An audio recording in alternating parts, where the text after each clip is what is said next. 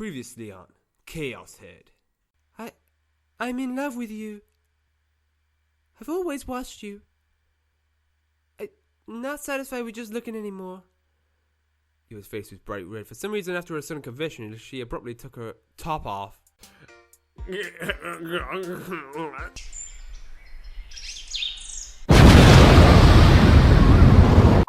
Now back to being a god.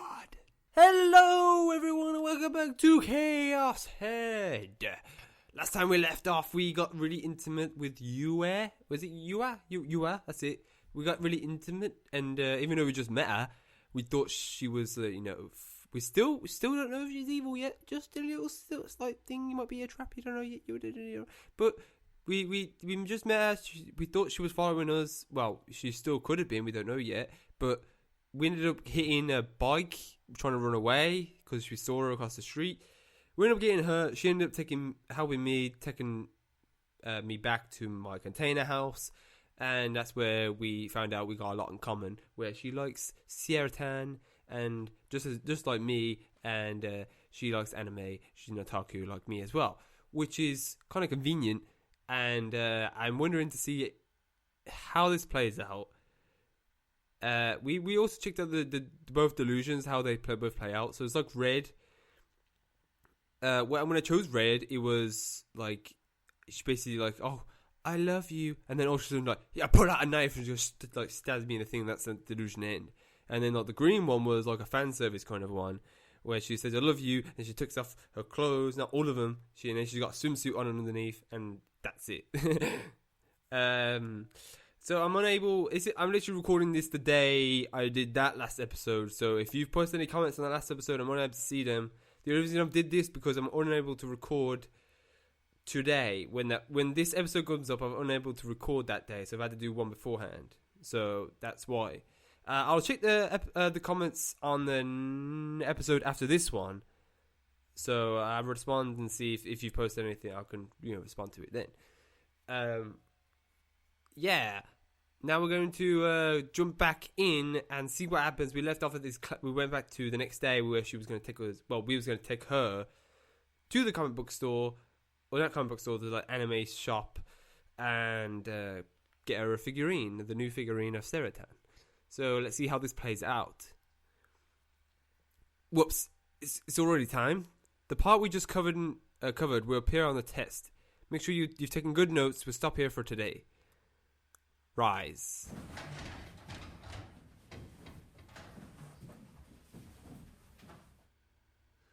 Bow. Once the math teacher... once the math teacher... What was his name again? Not like it mattered. Left the classroom. Today's class has finally reached the end. Everyone chatted about where they planned to go next, while the students in the clubs were gathered with their fellow club members and headed off to different rooms. There were a lot of people preparing to head straight home.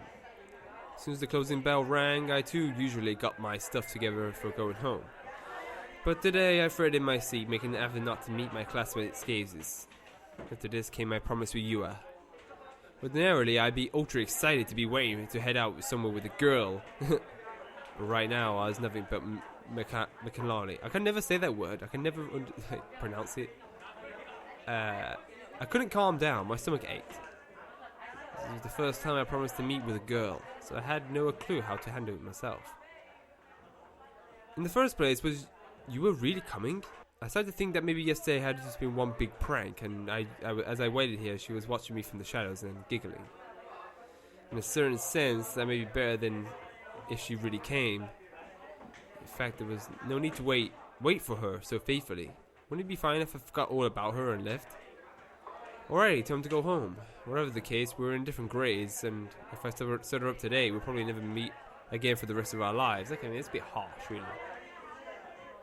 Decision made, I stood up. I have a feeling that you just keep saying that, and saying that she's could be a potential enemy. Only reason is because he's scared and doesn't know what to do, and he can't really react around girls. I think that's the only reason why he's doing this. Oh, he's that guy again. Taku, what you doing? Someone pounded me on the back. I didn't have to see his face to know what he was doing. Asumi-kun was the only person in class curious enough to call out to me. You aren't going home? You always disappear right when the bell rings. I secretly named it Takumi Supersonic Flight Home, man. I'm leaving now. You waiting for someone? Eh? How did he know? Bullseye! Huh? How? Because you look extra fidgety and you kept checking out the classroom entrance. He's sharp, I give him that. But it'd be better for not saying anything careless here. You mustn't forget, Takumi, at this school, you gotta stand out as near as possible. You gotta be like air, like the wind. Just blow past everyone, don't even care. I'm not really waiting for anyone. Oh, there was with that pause just now then, huh? That was... Shit, Sumiko wasn't a bad guy, but he could really get obnoxious at times like this. Learn to read between the lines.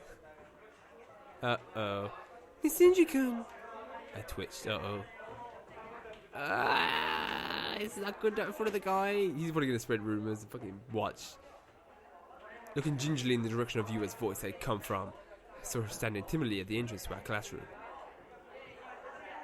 What a mess. It was Misumi Kun's fault that I lost my chance to escape. Whoa, hey, what's going on? What is this? Unusual for him, Misumi Kun seemed shaken. Throwing an arm around my shoulder, he looked at me steadily. Hey, Taku, explain yourself. Without keep running around, what are you doing? She's your girl? It's not like that. I told Misumi Kun a million times I had no interest in third dimension. So what is it then? Let me say off of the bat that I won't fall for it if you try to say she's your sister or something. You Hikamori, where in the hell did you get me to Harley like her? Yesterday, she started hanging around me all of a sudden. So in other words, you got a reverse picked up, huh? You little... You grabbed me by the jaw until I started to wobble with that. Misumi Kun finally released me. Got it. So I guess there's some pretty curious types out there. But hey, I'm a little relieved to see you got a normal inclinations. Inclinations? I think it's inclination. Inclinations? I think that's wrong, but I have to go with it because I don't know how to pronounce that. Anyway, we're not really... Is that so? Keep it up, Taiku. Misumi wasn't listening to me, getting single-handedly worked up about it. He thumped me on the back even more fiercely than before. He was definitely teasing me. No need to worry, dude. I won't steal your lady. I'm telling you, she's not my... Come on, get on over here. Looks like she's tired. What? Oh. Oh, it's him. I'm sorry, I completely messed up there. Come on, get on over there. Looks like she's tired of waiting. Sumiko drove me away, I stumbled onto Yua. In the end, I hadn't been able to run away. I came to pick you up. Did it cause you any trouble? No. It caused me tons of trouble, actually. When I took a look back at Misumi-kun, he grinned and stuck his middle finger up at me. Oh, fuck you. Had a hard time telling whether he was picking a fight with me or trying to encourage me. It'd be aggravating to keep dealing with him. I better get out of the school post-haste.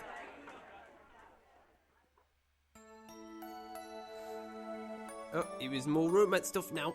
I'm sorry to ask this of you, even though we met only yesterday. Nah. So, nervous. Going home from school together with a 3D girl, why, that almost made it seem like I had a life. Of course I don't have a life. I thought that kind of thing belonged in a world with no relation to me. I never had dreamed of being able to experience it. But at the moment, I was coming under the silent pressure from Yua. How could I be so nervous when all we were doing was walking side by side? I had no clue as to Yua's true identity or her goal. What could she expect from a creepy otaku like me? Day before yesterday. Eh?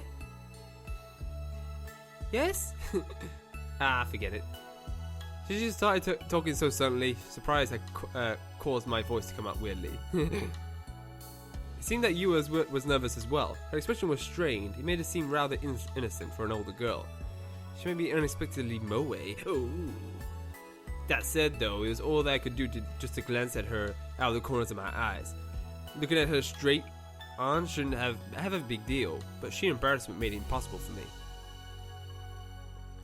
The day before yesterday, did you watch Burachu? Yeah. There was one part that I still don't understand very well. Sumi-kun came running to save Sierra when she was in a pinch, right? But how did Sumi-kun know Sierra-chan was in danger? That got foreshadowed the week before. They inserted a quick scene where Sierra's cell phone starts ringing and the caller display shows Sumi's name. Ah! Now that you mention it, there was a scene like that. Yamataku likes sticking in a lot of minor foreshadowing like that. You can find the same kind of thing in Kinguru. Yamataki? Kinguru? Yamataku is a fan name of Buriachi's director, and Kinguru is the anime he directed before Buriachi. So, Yamataku-san must be a famous director. Well, I like his stuff. If I had to say why... As I lectured you on this and about that anime, we arrived in front of the Anime 8. Wow, we've gotten there way faster than I thought. I got so into it that I talked way too much. Was because you was good at listening. She heard me out with true interest while I showed off my knowledge in all kinds of areas. That was why, even though I was aware that it had to be a trap, I found myself wanting to tell her everything I knew. See, he acts like he's no interest, but he does. He just secretly wants a girl, and he just says that for the reason that he doesn't think he can get a girl, and he's embarrassed and he's shy. That's the only reason. I was supposed to be bad at talking. This is the first for me. I can converse with her almost as if I was chatting online. What a strange sensation. My heart's kind of started racing. Please don't leave. Oh no. Please don't leave before me, okay? Okay. Her demeanor growing increasingly nervous. You were asked one of the clerks about pre-ordering the post-awakening version of Sierra. I simply watched from beside her. I've been casting in the place for a chance to escape, but Yua kept throwing anxious looks at me, so I couldn't move an inch. Why would you want to leave still? What's wrong with him? What's wrong with you? Afterward, at Yua's request, we looked around the rest of the store. An overjoyed Yua told me, no matter how much money I brought here, I want to buy more. But I didn't have the energy to smile back at her. I mean, you have the energy. What's wrong with you? It's just one ticket. It's one ticket. Apparently, Yua took the train to and from the school. As a result, I had to accompany her to Shinsi train station. She seemed gentle and timid, but she was actually pretty stubborn. She couched her demands in such a way that it didn't seem at all demanding or selfish. That was dark of her, man. You had to be one of the dark characters, literally. I mean, what's wrong with you? Look, there's a McDonald's there, Japanese McDonald's. Shinji-kun, do you have a cell phone? Wait, no, I didn't get one, did I? Shit, damn it. I probably should get one now. It probably would have been better if I did get one in the fucking first place. You abruptly asked me right as we arrived at the station. Cell phone, huh? I feebly shook my head. You don't have one? Is there no other way to contact you? Contact? What is she planning to accomplish by contacting me? Surely she didn't intend to make me email her over every little thing. But Shinji-kun, don't you have a computer? I have one too. We could exchange email addresses. Why? Well, you idiot, of course. You want to fucking... You don't get a number, you idiot. When the figure comes out, I'll have to go pick it up. Could we, well, go together again? I still don't quite have the courage to go to Anime 8 by myself, so... How skillfully done. He starts slowly clapping in front of that. He's just like, what are you clapping for? besides, this girl was ingenious. Shinjuku and I want to... Even though I didn't understand that, I couldn't refuse her. I feel bad that if I turned her down. What is she saying right now? Become... The third dimension was truly terrifying. better friends with you. Oh, I thought she was gonna say... And become your girlfriend. It's because I wasn't used to talking to people. Because her conversational skills was just that good. Whatever the case, it didn't seem like Yua would be ready to return until I gave her my email address. She actually looked at me through her glasses. For some reason, it stole away my will to resist. Despite the fact that goosebumps covered my whole body and chills were running down my spine, I could neither run away nor reject her. Something bizarre about Yua. This atmosphere wasn't normal. I couldn't clearly explain what it was, why it wasn't in normal words, but in any case, it wasn't abnormal. It was abnormal. Before I realized it, I'd written my email address on a scrap of notebook paper and handed it over to Yua. After happily accepting it, Yua nodded to me and disappeared into the station. I stood there dazed for a full 10 minutes, feeling as though my soul had just been sucked out of me. That's what it is. She's a soul sucker. What did they call it? Succubus?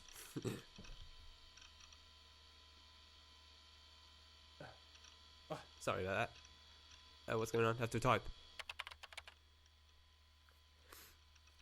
Huh? Oh, is it Italian green? What do you think of a girl like that? I have no idea what to do anymore. She's definitely got some kind of ulterior motive. That's all I can come up with. Hey, you listening, Grim? What is this name of the eroge? That night, as we chatted, I tried Grim's advice on what to do about Yua. I didn't think if anything would come out of it if I went around suspecting everyone and everything all on my own. But there was his answer. To be fair, I had the exact same reaction the first time I spoke with Yua. I was an idiot for asking you. Wait, lol. You're serious, man? You got flags setting up all over the place. When you do things, you should get them done, right? Dude, who said it would... Wait, who was it who said he wasn't interested in third dimension? Look, it's not that kind of a relationship. Grim reacted the same way as Misumi-kun. What if contrary... what can I say that? Contrary, that's it. To all expectations, they're the same person. Well, guys like you with no romantic experience have a tendency to graduate from being an otaku the second they get a woman. It's common sense that your girlfriend wouldn't want you to fap into school swimsuits. What's wrong with fap into school swimsuits? You're hopeless. Better do something about that quick. You've got mail, dummy. Oh, that was her? Oh, that's Sarah. You got mail, dummy. Oh, I could hear Sarah Tan's voice. I changed my settings so that she said the same line whenever I got a new email. When I casually checked my email client, the field for the sender's name said, "Oh, it's Yua? Konsuki Yua. Is it Konsuki? Konsuki? Wow, that was fast. Got an email just now. Here it comes." An email for a 3D girl? I've never received one before. I took a gulp and opened it. What? Let me read this then. Good evening, this is Yua. I decided to send you an email right away. I'd be delighted if you would save my email address. Look at that face. Thank you so much for coming with me today. I'm sorry, but I had a lot of fun. It was my first time going to a store like that. It might also be because you were there with me, lol. When are you coming to school tomorrow? If you were to ask why I want to know such a thing, well, I'd like to greet you in the morning. It'd be nice if we bumped into each other in the morning. In any case, I'll email you again later. Good night. The contents were completely infused with her neatness and good breeding. However, she was also using emoticons to create a sense of friendliness. But with parts like, because you were there with me, and I like to greet you in the morning, you could also interpret it as being part of some scheme of hers. Oh, you quit with that scheme. Post it. It's normal stuff, man. Just saying hello. Come on, just post it. Post it. Post it. Oh, you posted everything. It was being so obnoxious that I decided to throw the whole thing up there. Although I made sure to remove our personal information first, of course. Oh, ho. Man, what a lovely dovey mail. You ought to just go off and die. Come on, think about it seriously. It's gotta be some kind of trap. Yeah, conspiracy. Are you overthinking things? To me, it just looks like you just set off her flag. Only a little longer till you reach her good end. I wonder if there is good ends. I wonder. That's impossible. Chris Otaku like me and a real life girl who's that cute we'll never get together. Well, now you're just praising your honey. Answer me seriously once in a while. Yeah, that's why I'm saying you're overthinking things. You have the same interests and stuff, don't you? Nowadays, it'll be hard for you to find another nice, healthy girl like her. I knew that much already, but she was already a good girl, that it was actually kind of disagreeable. Well, the whole stalker thing actually she started out with might be overdoing it, but she likes you enough to be driven by that kind of impulse. She likes anime, right? She's an impossibly ideal girlfriend, for an otaku at any rate. Go on and make her adapt to your tastes. That might not be so bad. No. That was exactly what she wanted me to think. Be happy you got reverse picked up, huh? I'm not interested in the third dimension. But really, you want to go out with her so badly you can't help it, right? If you want to get out your otaku cocoon, now's your chance. Make no mistake, you want to get this kind of you won't get this kind of chance again. That's true, but you're actually congrats on your newfound popularity. Instead of freaking out, go on the attack. Just act like Nightheart, except in real life. All lights green ahead. If I could do that, it wouldn't be such a struggle. And there was something I learned from talking to you yesterday, and the day before yesterday. It was enjoyable and made me happy. But more so than that, you wore me out, and it was a huge bother. Rather than continue to be forced to go through all that, I might as well stick to the 2D world, where I could live however I wanted. Which is why I didn't send a reply to you as mail. Oh my god, I just want to punch him in the face. Punch him in the face, what are you doing? It was all going up in flames. Red tongues of flame danced inside the incinerator. They were burning a sailor uniform and a number of textbooks. What is this? The house was located at the foot of the mountains. From its garden, one could look out across the inland sea. The sound of boats' whistles came faintly from afar, and a refreshing, salty breeze softly shook the trees just beyond the house eaves. Does it mean leaves? I don't know. In the midst of the tranquil airflow, only a small-statured young girl, Orihara Kazui, standing motionless in front of the incinerator, bore about her heavy atmosphere. Fixed instantly on a sailor uniform and textbooks transformed into flame inside the incinerator, her eyes were a vermilion glow. They were like the sailor uniform she had just worn and the textbooks she had used up until just yesterday. She made no effort to move them from the spot, as though she were reluctant to part with them, despite the fact that she had her... Well, my cat is meowing. She herself had set them on fire. She probably knitted her eyebrows in anguish and covered her ears hard. Her mouth opened with difficulty, but nothing more happened. Neither groaning nor complaining, she simply breathed raggedly. She shook her head over and over, as if to push something away. Still covering her ears, she gradually crumbled in place. When her bottom hit the ground, she moved her chin just a little, as though exhausted, and gazed expressionlessly up at the sky. She remained in that position for several minutes without so much as twitching. With equal suddenness, she turned about confidently, as though she heard someone's voice. Before her lay the house Fernanda. Though it was the middle of the day, it was dim within the wood-constructed over 50-year-old house. She couldn't see much beyond the veranda. Kazooie shakily rose to her feet and walked up to the veranda. Her mother appeared right then, as though she calculated the timing. Oh my, Kazooie-chan, I was looking for you. Is your luggage ready? Kazooie nodded and sat down lightly on the edge of the veranda. The day after tomorrow, we'll be saying goodbye to this house. Standing next to her mother cast a look at the serene inland sea. It's your first time going to a place like Tokyo. Be wonderful if you made some nice friends. Kazooie neither nodded nor shook her head in response to her mother's considerate words. Holding her silence, she continued gazing desolately at the incinerator over in the corner of the garden, which even now went on harboring its flames. The following week's school-going day, as mechanology... still can't say that word. As usual, I sat down at my feet on the way to school. About time for the season to start changing to autumn in earnest.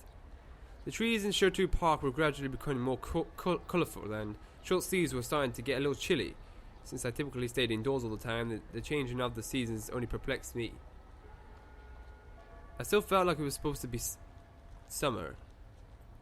I played in Suri all weekend. Grim kept asking me about Yua, but I ignored him from the start to finish. Yua hadn't mailed me once since then. She might have finally given up, since I didn't send a reply. That'd be a huge relief. Oh, come on, man. I got all mixed up when I talked to Yua. It seemed that I had to be on the verge of discovering some hope for myself. But there was no point in a creepy otaku like me embracing hope. I lived all this time without ever once getting rewarded for anything. And so I lost interest in the third dimension. Please don't make me expect anything. Please don't expect anything of me. Someone tapped me on the shoulder from behind. Thinking it would be Nanami or Masumi-kun, I turned around and I was surprised. Shinji-kun? Yua smiled at me, her cheeks slightly flushed. For some reason she was out of breath. I saw you from way back there. I thought it might be you, and so I ran to catch up. Could this possibly mean she hadn't given up yet? She still had expectations for me. Good morning, Nishunji-jun. Jun? Oh, because it's younger. Yeah. I finally got to say it, although it took 4 days, including Saturday. I sent you an email last week. Did you read it? Without meaning to, I nodded reflexively. Thank goodness, since there was no reply, I was convinced I hadn't reached you, but there was so many times where I was about to resend it, but I guess I was right to hold back. What on earth did you expect from me? Should I fall in love with you? Should I become your boyfriend? And we should then live out our lovey-dovey lives as a couple? No way! I couldn't act so wholesome. I wanted to, but it would never happen. Besides, I didn't understand how you had come to think so well of me. I couldn't have faith in her. That's what made it impossible. Nishunji-kun, is something wrong? Eh? You've been standing there all this time. I hastily walked off, leaving you behind, but she caught up by thwarting. I went to your classroom yesterday, but you weren't there.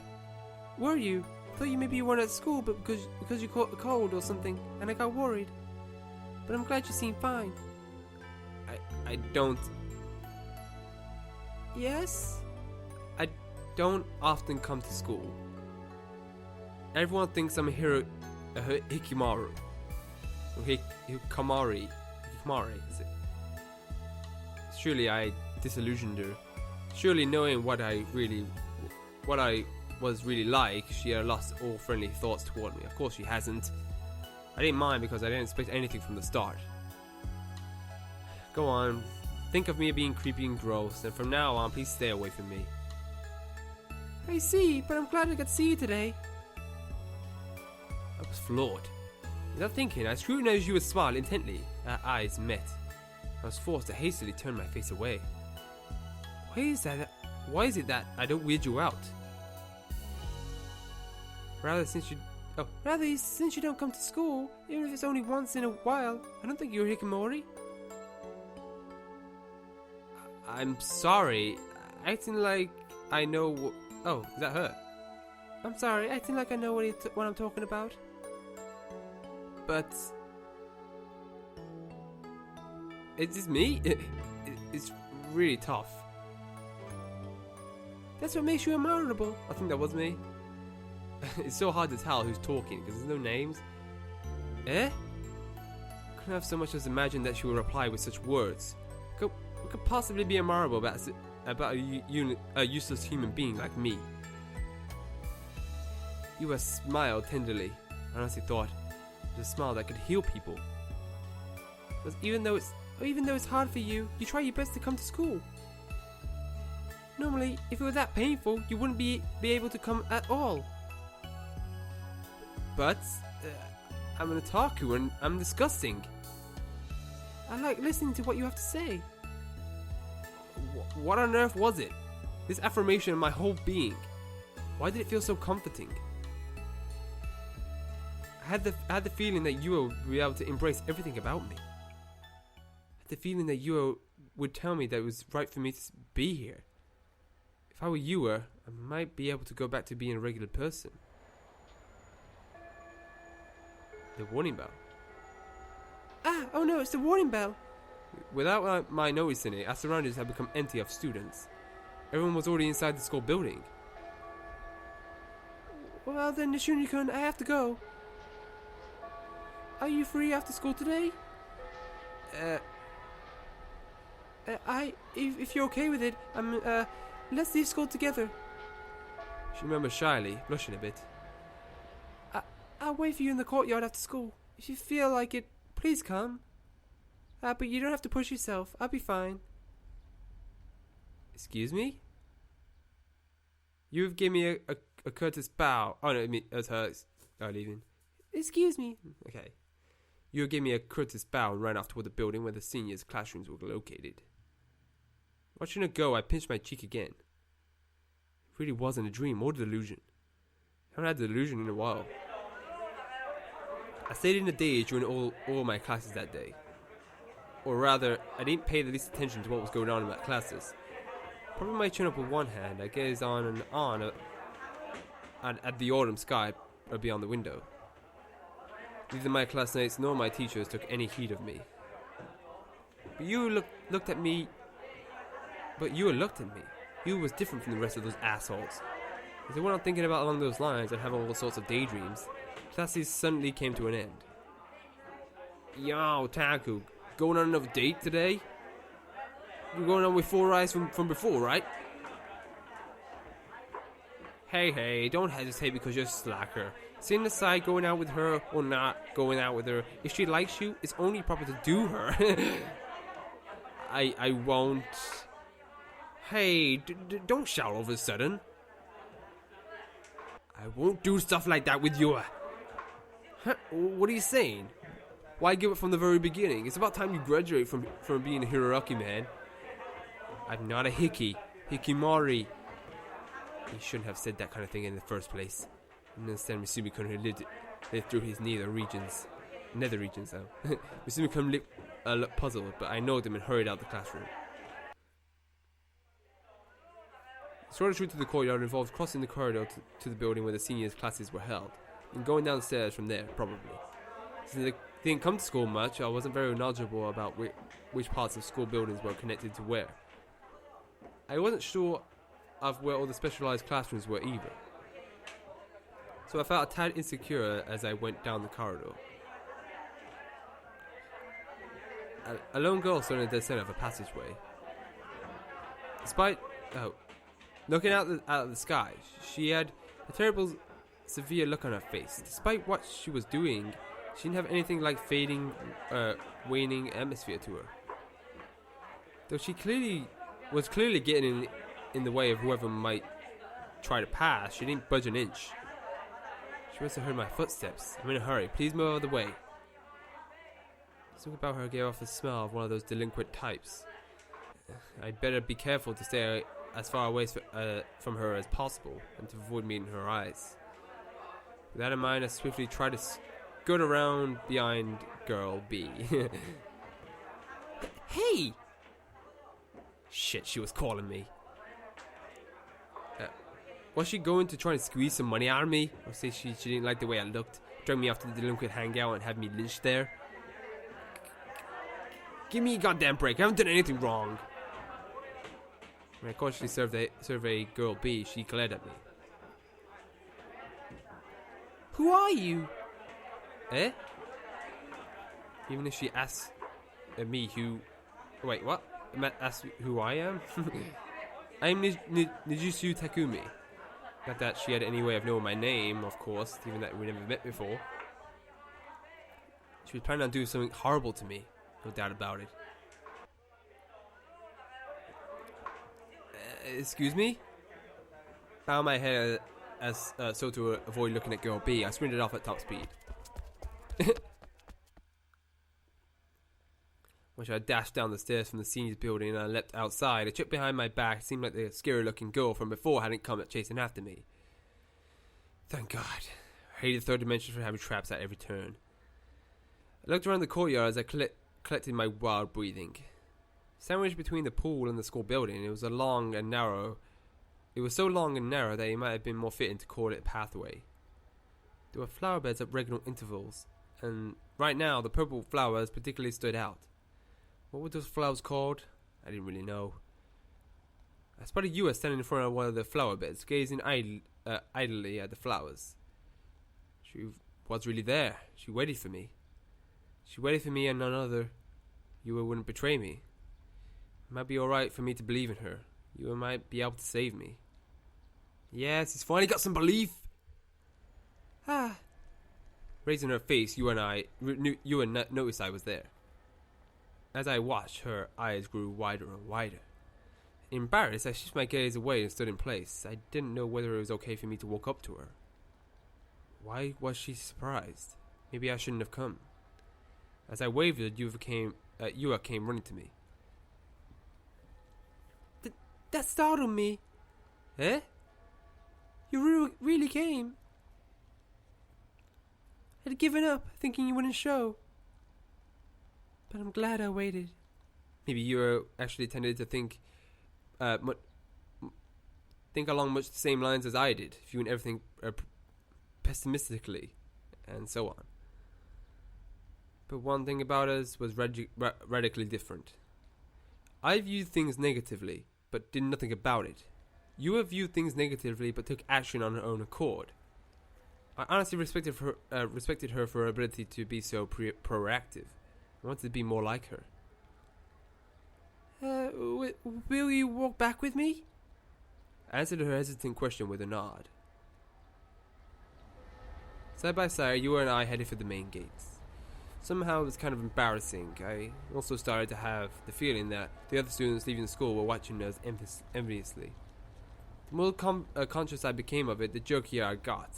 Going on home with a girl, just the two of us, was impossible after all. I passed by an unfamiliar teacher, as though I only assumed he was a teacher because he was wearing a suit instead of a uniform. Was there really such a young teacher around here? Since I rarely came to school, I had no memory of the teachers' faces. There were even times where I had forgotten what my homeroom teacher looked like. Glancing around all the while, this suit-clad teacher went on toward the school building. What's the matter? Flustered, I shook my head and resumed walking at Yua's side. What was that about? I didn't see what he said at the bomb. Though we said we would go home together, my best was only 10 minutes from school. Shinji Station, which Yua used, was further away. As a result, it ended up being more like me seeing her off. Out of habit, I entered Shutu Park, could only take a shortcut by cutting through here diagonally, though it would only save us a minute or so. Shinji-kun, In the morning, do you often eat bread at one of the benches here? Yeah. How did she know? I thought so. I often spotted you, but sometimes you were there, and sometimes you weren't. Today that mystery has finally been solved for me. It's because you only come to school once in a while. Ah, but I'm not saying that's bad or anything. It's just something I wondered about, pure and simple. Yeah. You have suddenly stopped and looked over the bench where I usually sat to have breakfast. It's currently empty. Somehow, whenever you sat here, you always looked, like you were really hurting. Leaning forward, you have set the tips of her fingers guiding along the bench's backrest. As I spotted you over and over, I started to become more concerned about you. This bench was set right in front of the fence around the pond. Moreover, because sitting in it meant facing the back of the pond, at the bank of the pond. I didn't have the tremble and fear of anyone's gaze. The reason I take a liking to it because the water mill nearby acted as a form of cover, keeping me from standing outside. Lately, on the days where I didn't see you, it made me so. Oh, it's her. Lately on days when I didn't see you, it made me so worried. Could hardly get any food down my throat. Was that so? I had no idea she was watching me. It was silly of me getting worried about someone I'd never spoken to. But I didn't have the courage to start a conversation, so... Take that to its obvious conclusion, and you end up with her initial stalker-esque behavior. Maybe more accurate to say that, rather than stalking me. She had been worrying about me and watching over me. May I sit down for a bit? I want to know what kind of scenery you've been looking at. I had no particular reason to say no. Facing the pond, I nodded. Sitting her bag on top of the bench, you were gently sat down. She straightened her back and gazed out at the pond. Very quietly and very scenerily, you was close beside me. A tender breeze stirred her hair and made ripples on the pond. Was this what it meant to really live? There was such normal, casual scenery, and we were in such a casual situation. Why did it seem as tears would start flowing out of me at any moment? Because it's happy, that's why. Must have been pleasant to have breakfast here. You murmured. I took a peek at the side of her face. In a roge, this would undoubtedly be the right time to confess to her after being bound together. Two of us would kiss and reach a good end. Depending on the circumstances, we might also end up going straight to exhibitionism. Maybe I'll try it sometime too. You had turned her head to look up at me. Unable to say anything, I dropped my gaze to a bag. As I looked at the 3 Gerald Froggy straps attached to a bag, I cursed myself for being so pathetic that I couldn't so much as meet a girl's gaze.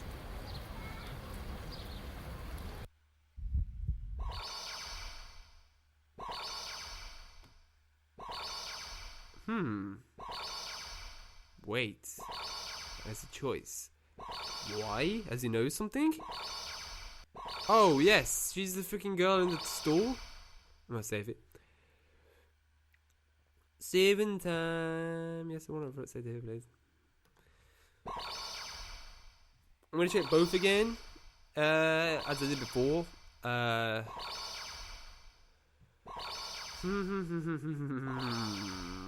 Let me go with I'm gonna go with green because I'm trying to be friendly to her. I don't want to be like, well, I'm not, it's not me doing anything, but I just don't want to have any thoughts of bad stuff. So I'm gonna check the red first and the green after. Wait a second. Just now, something at the edge of my sight had nagged at me. What I spied just now. Gerald Froggy, the mascot character that was all the rage among high school girls. I had seen it somewhere before. Where? She's the new Gen one. Room 36. The room next to 37. My usual spot at ACAF. Last week, on the day I first met Yua, there had for once been a customer in room 36, and they'd been looking at a wiki out about the new Gen incidents. See, that's a bit weird, really. At the time, after spotting Yua in the ACAF, I hurriedly left the store. No way. The person in the next door had been... I glanced at her, sitting on the bench looking up at me. locked eyes with a gaze that looked at me from the deep within her glasses. It's the first time our eyes had ever met. She was still smiling, but her expression soon changed to confusion. What kind of face was I making? I didn't know. I turned my line of sight to her bag, to those stuffed animal straps. I sensed her sucker in her breath. Sunshikun? Rustling, blown by the wind. Yellow leaves separated from the branches and danced. A whole range of thoughts circled around and round in my head. It wouldn't be unusual if multiple people had 3 of the same Jero Froggies attached to their bags, given that the Jero Froggy character was inexplicably popular. But room 36 that day, you and I had been sitting in the room next door to me. Up until now, she never attempted to mention it once. And then there was Nugent. Though I completely forgot about it, I witnessed the scene of one of the crimes. That gory spectacle came to life at the back of my brain, and moreover, I seen the perpetrator's face. Is it the... It's called Jero Froggy. Some of the friends gave it to me. Before I knew it, I already had 3. Yura showed me a slightly strained smile. Reaching over to her bag, she began to remove the Jero Froggies that were fastened there. Lately, they've been super popular among high school girls. I don't think they're very cute, but her hand was shaking minutely. Perhaps because she was in a hurry, she had trouble taking the straps off. How strange. I wonder why they won't come off. Oh, it's her. I wonder why they won't come off. Please wait a moment. I'd like to show them to... When Yua tried to forcibly pull the straps away, her bag fell off the bench because the fasteners weren't closed. Notebooks and textbooks came tumbling out from the inside. Are we going to see something on them? Goodness, what on earth am I doing? For several minutes earlier, might have been mowed over Yua's comes inside, but now all I could do was freeze in place because a single notebook had by chance opened up as it hit the ground. From within it poured memos and newspaper clippings and the like. It seemed to be the kind of scrapbook. It seemed to be some kind of scrapbook. The memos, the clippings, everything in it had to be to do with a certain series of incidents. I saw it clearly. Nugent. Why? My voice was hoarse. Yua feverishly gathered the memos and clippings and shoved them back into her bag. Yua rose, hugging her bag to her chest. The smile from before had completely vanished. She hung her head uncomfortably. What was that? Yua didn't answer. Why won't you answer? Answer me. Say something to me. If you don't say anything, when I start thinking you must be feeling guilty. Even though I started to believe in you. Even though I started to think that maybe you would be my ally. I wasn't trust. You mustn't trust in anyone. You mustn't listen to anyone. Syria had it been right after all. 3 of the girls were the worst, each and every one of them. Even Yua had felt kindly toward me or anything. She only approached me with some goal in mind. Perhaps she meant to hand me over to the police. Perhaps she meant to threaten me. This sucks. This fucking sucks. Even though I started to forget all about that incident. Even though, since the police hadn't shown any signs of coming to talk to me, I made myself think that I would get caught. That I would be without anything to do with it. Even though I hadn't wanted to get wrapped up in it. The hell did Yua want from me? In any case, I turned on my heel wanting to flee. But Yua grabbed my wrist from behind me. Are you running away? Her voice made me blood run cold. Her voice so chilly that my spine seemed about to freeze. I could hardly think of her as being the same Yua as before. On top of that, Yua's grip on my wrist was abnormally powerful. It's the demon. It's gonna be the demon. She gripped it so tight that the pain shot through me. Such a violent pain that was enough to make me wonder if she would cleanse me to bits, all the way down to my bones. I tried to shake her off, but she wouldn't let go. On the contrary, she brought me closer, making me pitch backwards. Are you running away?